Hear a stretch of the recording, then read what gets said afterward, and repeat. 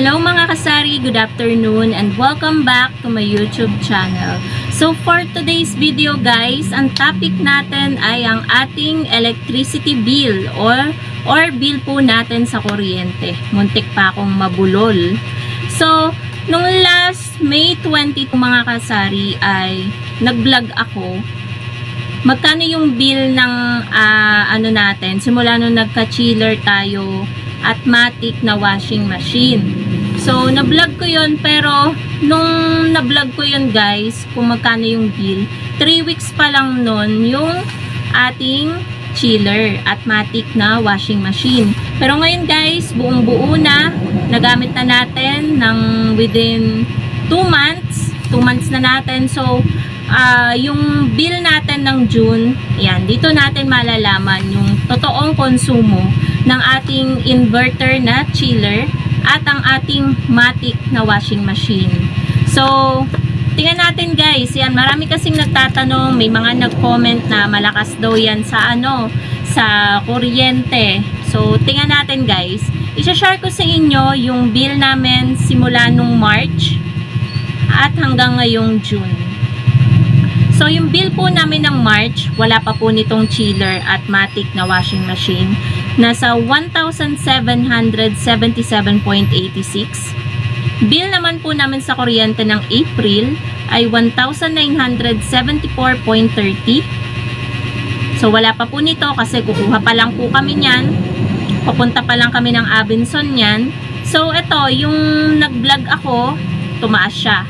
2,740. Ito, month of May, yun na yung bill. 2,740.17. Yan yung time na nag-vlog ako na tumaas ng nasa 740 pesos yung ating bill sa kuryente.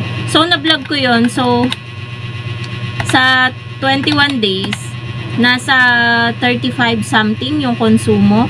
Pero hindi pa yun fix guys kasi may matic nga na washing machine na nadagdag din. So ngayon, month of June, tan-tan-tan-tan, may sound effects. First time nating mag-bill ng ganito kalaki. And kino-compute ko naman yan guys kapag dadating yung magre-reading. Tama naman, wala namang ibang nadadagdag. Yan. So ang bill po natin ay 3,335.78. Marlboro, ilan? Ilan? 40.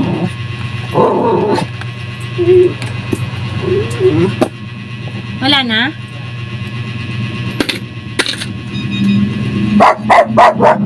Ayan guys, meron lang bumili. Inantay lang natin medyo makalayo.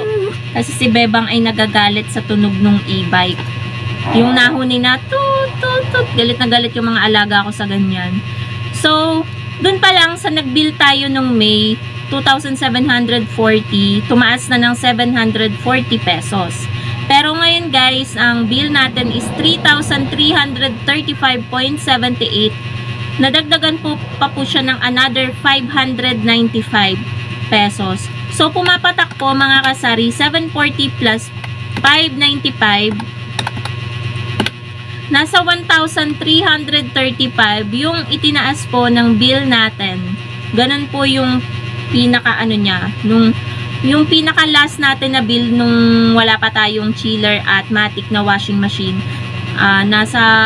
Pagpalagay na natin na saktong 2K. Yan, 2K. Yan na yung pinakamalaki natin. Nung wala pa tayong chiller at yung pa lang ang ating yung isa pa lang ang rep natin. So, 1,974. Sinakto ko ng 2K. So, 3,335. So, ibig sabihin nasa 1,335 yung itinaas ng ating kuryente. Para sa akin guys, saktuhan lang yan kasi ang laki naman ng naitulong niya, less hassle kasi nagkaroon tayo ng matic na washing machine, isasalang na lang. Kumbaga yung mapapagod tayo kapag hindi matic, diba?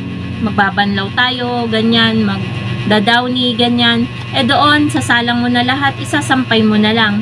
Kumbaga, hindi na nadodoble yung pagod mo sa tindahan, tapos maglalaba ka pa. nabawasan yung pagod mo. And then dito naman sa chiller, malaki din naman ang naitulong niya dahil Kapag may mga nagtatanong, anong mga inumin mo dyan sa rep? So, iisa-isahin ko pa. So, ang inaano ko na lang sa customer kapag may nagtanong ulit nun, eto po ang aking mga drinks. Tinuturo ko na lang at nakikita nila kasi nga glass yung ano natin. And para sa akin guys, tumaas din, nakadagdag din guys, plus points na nakikita ng customer kung ano yung mga paninda natin dyan. Syempre, di ba, nung bago pa lang yan, kinabukasan namili agad tayo ng mga drinks.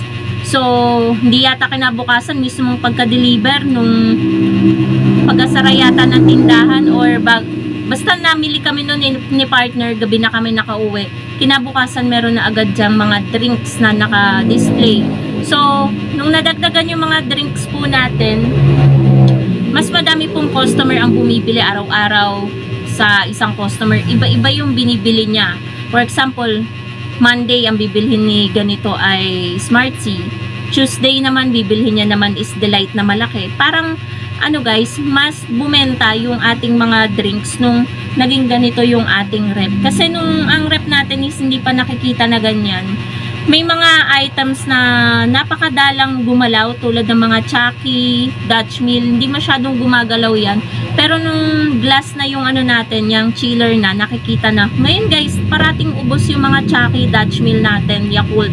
Kaya ayun, malaking tulong din po. Kaya para sa akin po, sakto lang po, worth it naman yung idinagdag na 1,335 sa bill po natin kasi mas hindi tayo napagod at mas lumaki yung benta po natin. So, yung 1,335, dinivide ko yan guys sa 31 days, sa 1 month.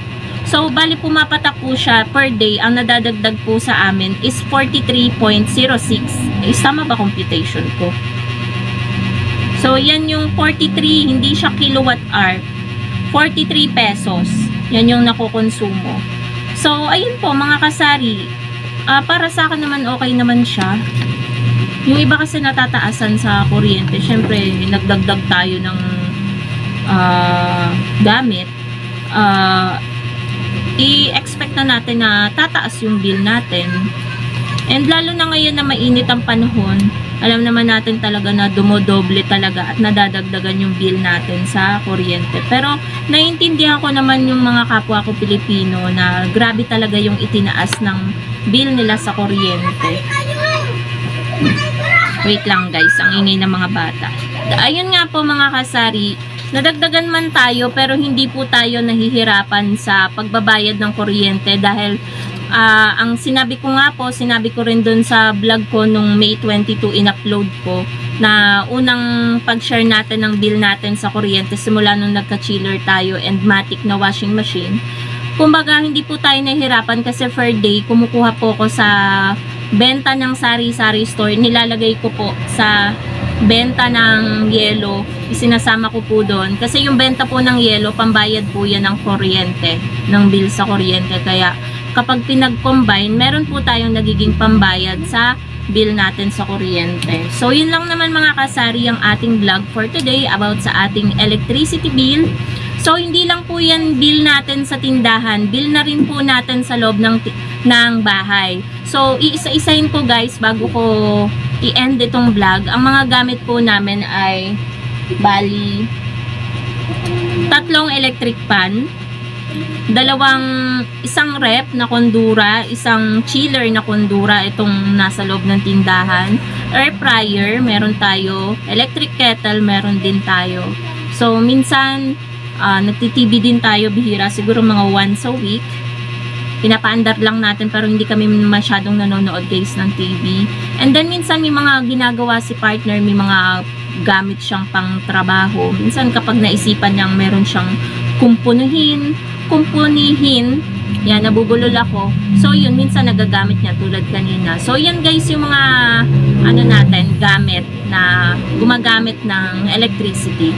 So, yun lang naman mga kasari ang ating vlog for today. Thank you so much for watching and happy selling po sa inyong lahat. Bye guys!